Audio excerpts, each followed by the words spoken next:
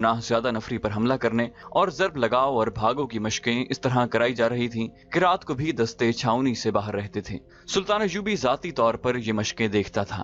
وہ تیسرے چوتھے روز اعلیٰ کمانڈروں اور دستوں کے کمانداروں تک کو لیکچر دیتا اور انہیں نقشوں اور خاکوں کی مدد سے جنگی چالیں سکھاتا تھا۔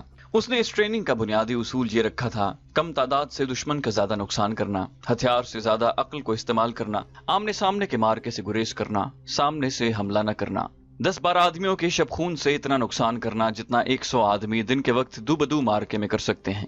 اس کے علاوہ وہ دشمن کے کسی قلعے یا شہر کو لمبے محاصرے میں رکھنے کے طریقے بتاتا اور قلعوں کی دیواروں میں نقب لگانے کے سبق دیتا۔ اس نے تمام اونٹوں، گھوڑوں اور خچروں کا معائنہ کر لیا تھا۔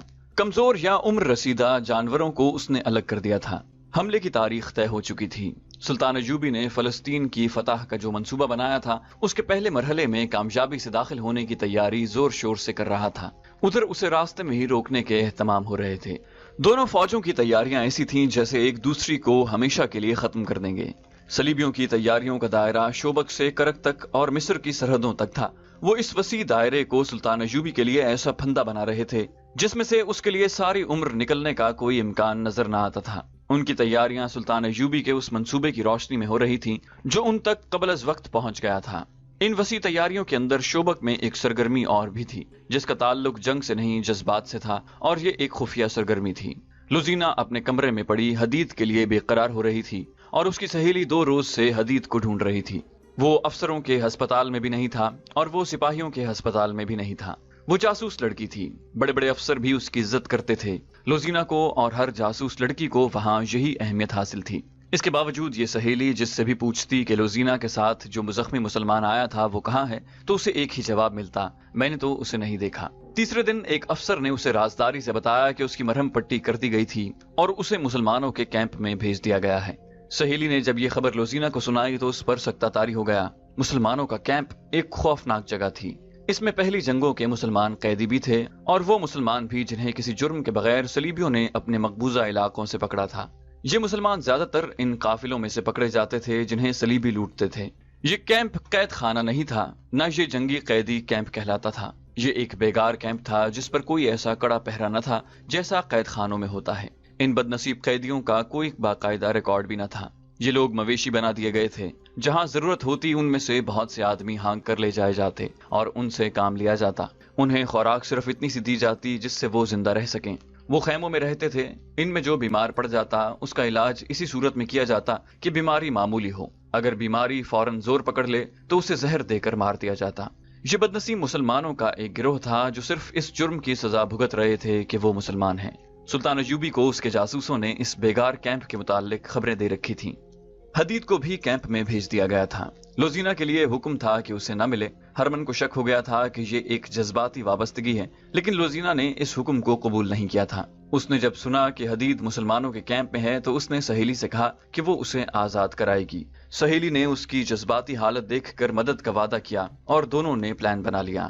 وہ اسی وقت شہر میں گئی اور ایک پرائیویٹ ڈاکٹر سے ملی۔ اسے کہا کہ وہ ایک زخمی کو لا رہی ہے جس کا علاج اسے اس شرط پر کرنا پڑے گا کہ وہ اس کے متعلق کسی کو کچھ نہ بتائے۔ ڈاکٹر نے اس رازداری کی وجہ پوچھی تو لوزینا نے کہا وہ ایک غریب سا مسلمان ہے جس نے میرے خاندان کی بہت خدمت کی ہے۔ وہ کہیں لڑائی جھگڑے میں زخمی ہو گیا ہے، اس کے پلے کچھ بھی نہیں، اس لیے کوئی ڈاکٹر اس کا علاج نہیں کرتا۔ چونکہ یہاں تمام ڈاکٹر عیسائی ہیں اس لیے وہ کسی مسلمان کا علاج بلا اجرت نہیں کرتے۔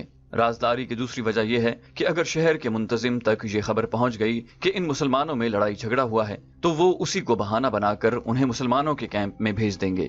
انہیں تو بہانہ چاہیے۔ میں اس آدمی کو اس خدمت اور ایثار کا صلہ دینا چاہتی ہوں جو اس نے میرے خاندان کے لیے کیا ہے۔ میں اسے رات کے وقت لاؤں گی۔ بتائیے آپ کتنی اجرت لیں گے؟ میں رازداری کی اجرت بھی دوں گی۔ اس دوران ڈاکٹر اسے سر سے پاؤں تک دیکھتا رہا۔ لوزینا نے اسے یہ نہیں بتایا کہ وہ کون ہے، یہی بتایا تھا کہ وہ ایک معزز گھرانے کی لڑکی ہے۔ لڑکی کا غیر معمولی حسن دیکھ کر ڈاکٹر جو اجرت لینا چاہتا تھا اسے وہ زبان پر نہیں لا رہا تھا۔ لوزینا اس میدان اور اس فن کی ماہر تھی۔ وہ مردوں کی نظریں پہچانتی تھی۔ اس نے اپنے فن کو استعمال کیا تو ڈاکٹر موم ہو گیا۔ لوزینا نے سونے کے 4 سکے اس کے آگے رکھ دیے اور جب ڈاکٹر نے اس کا ہاتھ اپنے ہاتھ میں لے کر کہا کہ تم سے زیادہ قیمتی کوئی سکہ نہیں، تو لوزینا نے مخصوص مسکراہٹ سے کہا آپ جو قیمت مانگیں گے دوں گی، میرا کام کر دیں۔ ڈاکٹر یہ تو سمجھ گیا کہ معاملہ خطرناک اور پراسرار معلوم ہوتا ہے، لیکن لوزینا کو دیکھ کر اس نے خطرہ قبول کر لیا اور کہا لے آؤ، آج رات کل رات جب چاہو لے آؤ۔ अगर मैं सोया हुआ हूं तो जगा लो। उसने एक हाथ में सोने के सिक्के और दूसरे हाथ में लोजीना का हाथ पकड़ लिया। इस मुहिम का सबसे ज्यादा नाजुक और पुरखतर मसला तो ये था कि हदीद को कैंप से निकाला किस तरह जाए। रात को वहां पहरा बराए नाम होता था। इन बदनसीब कैदियों में भागने की शकत ही नहीं थी।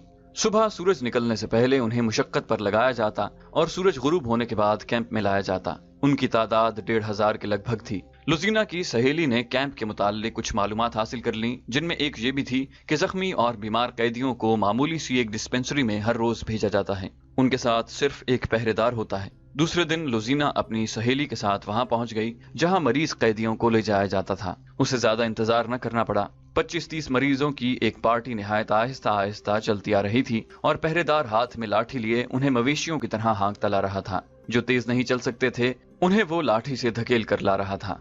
दोनों लड़कियां आगे चली गईं। उनका अंदाज ऐसा था जैसे तमाशा देख रही हों। अब मरीजों का टोला उनके करीब से गुजर रहा था तो वो हर एक को देखने लगी।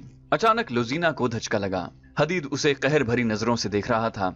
उससे अच्छी तरह चला नहीं जाता था। उसके चेहरे से वो रौनक और रमक बुझ गई थी जो लुजीना ने जख्मी होने से पहले देखी थी। हदीद के कंधे झुक गए थे। उसके कपड़े खून से लाल थे। खून खुश्क हो चुका था। लुजीना की आंखों में आंसू आ गए, मगर हदीद की आंखों में नफरत थी। उसने मुंह फेर लिया। ये मरीज टोला आगे निकल गया तो लुजीना और उसकी सहेली पहरेदार के साथ ऐसी बातें करने लगी जिनमें इन मुसलमान मरीजों के खिलाफ नफरत थी। उन्होंने जबान के जादू से पहरेदार को अपना गर्विदा कर लिया और कहा कि वो अजराह मजाक इन कैदियों के साथ बातें करना चाहती हैं। डिस्पेंसरी में दूसरे मरीज भी थे। खासा हुजूम था। कैदियों को एक तरफ बिठा दिया गया। लुजीना उनके करीब चली गई और उसकी सहेली ने पहरेदार को बातों में उलझा दिया। हदीद दीवार के सहारे बैठ गया था। उसकी हालत अच्छी नहीं थी। लुजीना ने आंख के इशारे से उसे परे बुलाया। वो जब उसके करीब गया तो लुजीना ने उसे आहिस्ता से कहा, मुझे हुक्म मिला है कि तुमसे कभी ना मिलूं। बैठ जाओ। हम ये जाहिर नहीं होने देंगे कि हम बातें कर रहे हैं। मैं लानत भेजता हूं तुम पर और तुम्हारे हुक्म देने वालों पर। हदीद ने नहीफ मगर गजबनाक आवाज में कहा, मैंने तुम्हें किसी सिले के लालच में डाकुओं से नहीं बचाया था। वो मेरा फर्ज था। क्या तुम फर्ज अदा करने वालों के साथ ये सलूक करते हो? लुजीना ने रिंधियाई हुई आवाज में कहा, चुप रहो हदीद, ये बातें बाद में होंगी। मुझे बताओ कि रात तुम किस जगह होते हो। आज रात तुम्हें वहां से निकालना है। हदीद उससे भी बात नहीं करना चाहता था। लुजीना ने उसे आंसुओं से और बड़ी मुश्किल से यकीन दिलाया कि वो उसे धोखा नहीं दे रही। हदीद ने बताया कि वो रात को जहां सोता है वहां से निकलना मुश्किल नहीं, लेकिन निकल कर वो जाएगा कहाँ। उन्होंने जल्दी जल्दी में फरार का मंसूबा बना लिया। मुसलमानों का कैंप ऐसी नींद सोया हुआ था जैसे ये लाशों की बस्ती हो। पहरेदार भी सो गए थे। यहाँ से कभी कोई भागा नहीं था। भाग कर कोई जाता भी कहाँ। उसके अलावा पहरेदारों को ये भी मालूम था कि कोई एक आध भाग भी गया तो कौन जवाब तलबी करेगा। रात का पहला पहर खत्म हो गया तो फटे पुराने एक खेमे से एक आदमी पेट के बल रेंगता हुआ खेमों की ओट में वहां तक चला गया जहां उसे कोई पहरेदार न देख सकता था। आगे उसे अंधेरे में भी खजूर का दरख्त नजर आने लगा जहां तक उसे पहुंचना था। एक साया सर से पांव तक मोटे कपड़े में लिपटा हुआ खड़ा था। रेंगने वाला उठ खड़ा हुआ और खजूर के तने तक पहुंच गया। वो हदीद था। लुजीना उसकी मुंतजिर थी। लुजीना ने पूछा, तेज चल सकते हो? हदीद ने जवाब दिया, कोशिश करूंगा। वो कैंप से दूर निकल गए। आगे वसी इलाका गैर आबाद था। मुश्किल ये थी कि हदीद तेज नहीं चल सकता था। लुजीना ने उसे सहारा देकर तेज चलाने की कोशिश की और उसे बताती गई कि उसे कैसे कैसे हुक्म और धमकियां मिली हैं।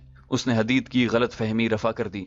आगे शहर की गलियां आ गईं और फिर डॉक्टर का घर आ गया। 3-4 बार दस्तक देने से डॉक्टर बाहर आया और उन्हें फौरन अंदर ले गया। उसने हदीद के जख्म खोल कर देखे तो कहा, कम से कम 20 रोज मरहम पट्टी होगी। ये सुनकर लुजीना के सामने एक बहुत ही पेचीदा मसला था। वो ये था कि इतने दिन वो हदीद को कहां छुपाएगी। उसे बेकार कैंप में वापस तो नहीं ले जाना था। उसकी अक्ल जवाब दे गई। डॉक्टर मरहम पट्टी कर चुका तो उसने कहा कि इसे निहायत अच्छी और मुकव्वी ग़िज़ा की जरूरत है। लुजीना उसे परे ले गई और कहा, ये जहां रहता है वहां इसे अच्छी ग़िज़ा नहीं मिल सकती। मैं घर में इसे अपने पास नहीं रख सकती। आप इसे यहीं रखें और जो चीज इसके लिए फायदेमंद हो वो खिलाएं। मुझसे आप जितनी कीमत और उजरत मांगेंगे दूंगी। डॉक्टर ने जो उजरत बताई वो बहुत ही ज्यादा थी। लुजीना ने कम करने को कहा तो डॉक्टर ने कहा, तुम मुझसे बहुत ही खतरनाक काम करवा रही हो। मैं जानता हूँ ये शख्स मुसलमानों के कैंप से लाया गया है और ये मिस्री फौज का सिपाही है। तुम्हारा इसके साथ क्या ताल्लुक है? मुझे मुंह मांगी उजरत दोगी तो तुम्हारा ये राज मेरे घर से बाहर नहीं जाएगा। लुजीना ने कहा, मुझे मंजूर है। और ये भी सुन लो डॉक्टर, अगर ये राज फाश हो गया तो आप जिंदा नहीं रहेंगे।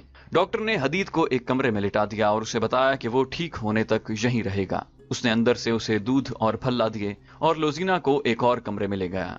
दूसरे दिन लुजीना और उसकी सहेली ने कैंप की जासूसी की। डिस्पेंसरी में गई। मरीज कैदी वहां ले जाए गए। दोनों लड़कियों ने पहरेदार के साथ गपशप लगाई और अपने खुसूसी ढंग से बातें करके मालूम कर लिया कि हदीद की गुमशुदगी से कैंप में कोई तब्दीली नहीं आई और वहां कोई हलचल नहीं। दिन गुजरते गए। डॉक्टर को चूंकि मुंह मांगी कीमत और उजरत मिल रही थी, इसलिए उसने हदीद को छुपाए भी रखा और उसका इलाज पूरी तवज्जो से करता रहा। उसे मुकव्वी ग़िज़ा भी देता रहा। लुज़ीना शाम के बाद वहां जाती, कुछ देर हदीद के साथ बैठती और वहां देर डॉक्टर के कमरे में गुजारती।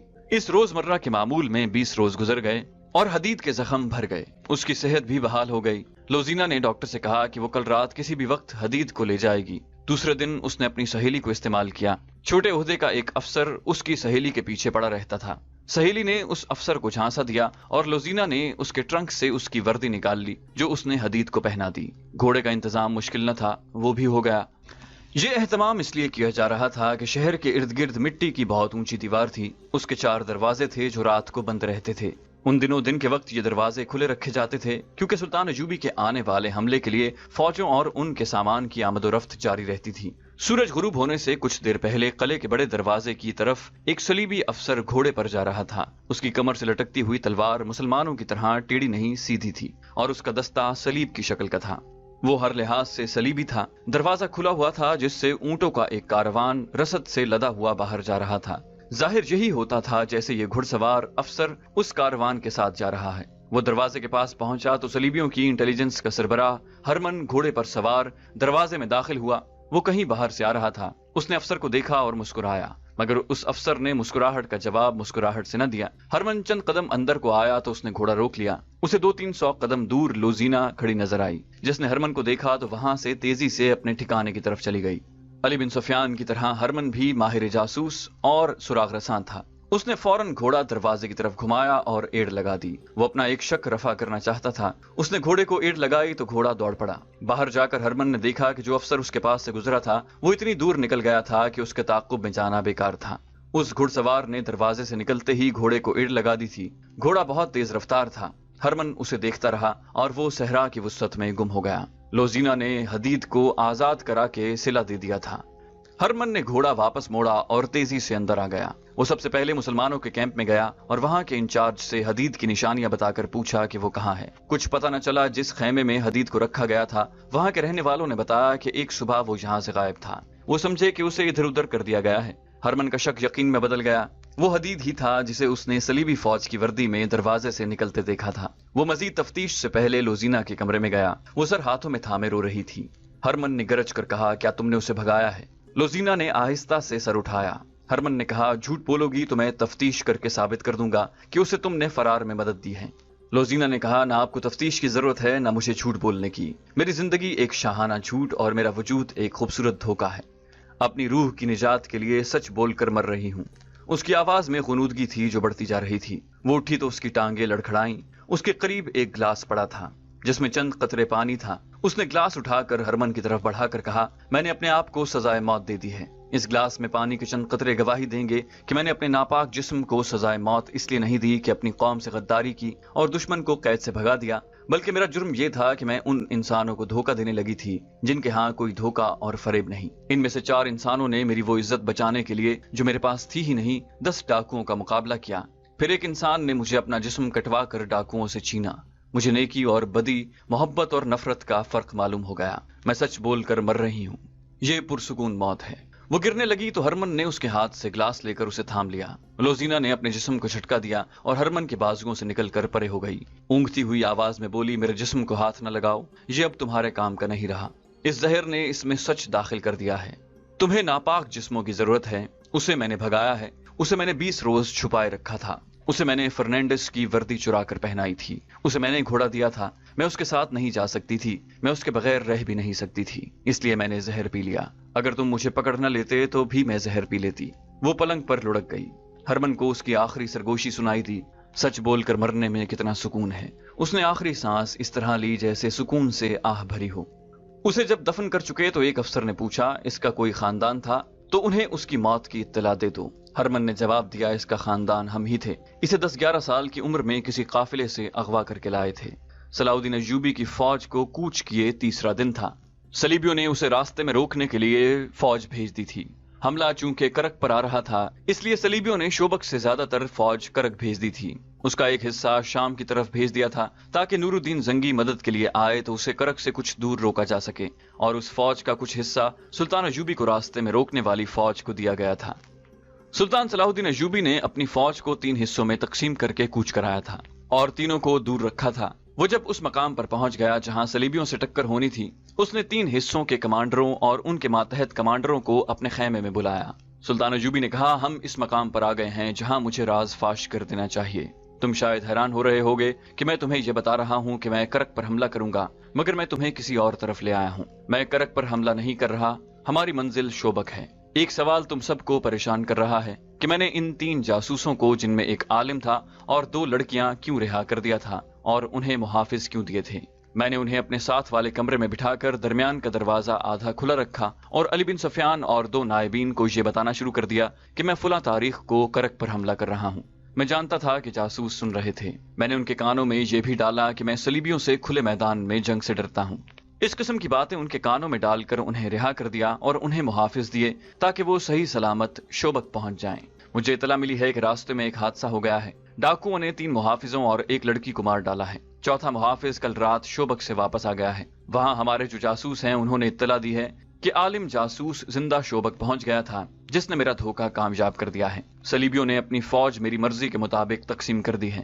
اس وقت تمہاری فوج کا بائیں والا حصہ صلیبیوں کی بہت بڑی فوج کے بائیں پہلو سے 4 میل دور ہے۔ اس نے بائیں حصے کے کمانڈر سے کہا، آج سورج غروب ہونے کے بعد تم اپنے تمام گھڑ سوار دستے سیدھے آگے 2 میل لے جاؤ، وہاں سے اپنے بائیں کو ہو جانا، 4 میل سیدھا جانا، پھر بائیں کو جانا اور 2 میل پر تمہیں دشمن آرام کی حالت میں ملے گا۔ حملہ کرنا تم جانتے ہو، یہ تیز حلہ ہوگا۔ راستے میں جو کچھ آئے اسے کچلتے ہوئے نکل آؤ اور اپنی اس جگہ پر آ جاؤ جہاں سے چلے تھے۔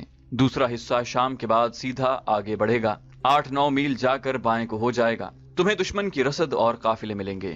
اس کے علاوہ تم دشمن کے عقب میں ہوگے۔ دن کے وقت دشمن بائیں والے حصے کے تعاقب میں آئے گا، لیکن تم سامنے کی ٹکر نہیں لوگے، دن کو بہت پیچھے آ جاؤ گے۔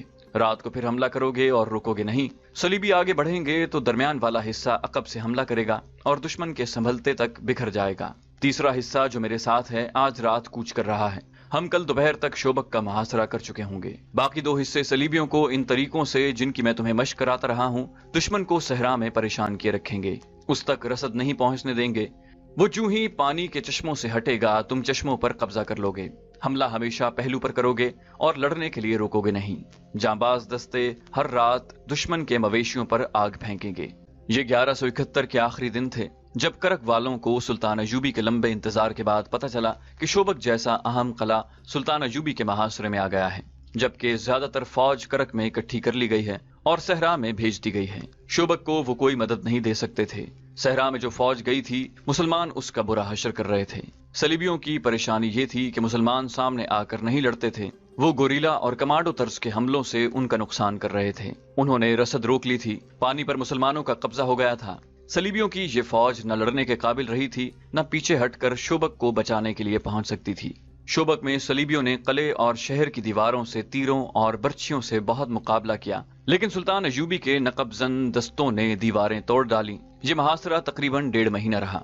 آخر سلطان ایوبی شوبک میں داخل ہو گیا۔ وہ سب سے پہلے بیگار کیمپ میں گیا جہاں کے بد نصیب قیدیوں نے شکر کے سجدے کیے۔ صلیبیوں کی صحرا والی فوج بے ترتیبی میں پسپا ہو کر کرک کے قلعے میں چلی گئی جہاں بہت سی فوج بیکار بیٹھی صلاح الدین ایوبی کا انتظار کر رہی تھی۔